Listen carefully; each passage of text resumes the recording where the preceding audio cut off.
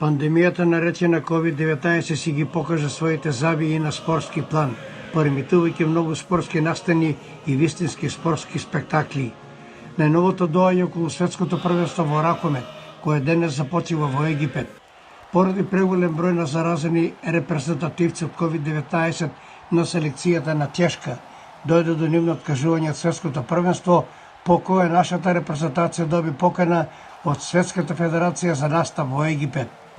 Буквално следејќи ги настаните, нашите репрезентативци на тренинг ја премија радосната вест за нивно патување во Египет, по кој и раководството на Македонската ракометна федерација и играчите изразија благодарност за искажаната доверба како на Светската, така и на Тешката ракометна федерација.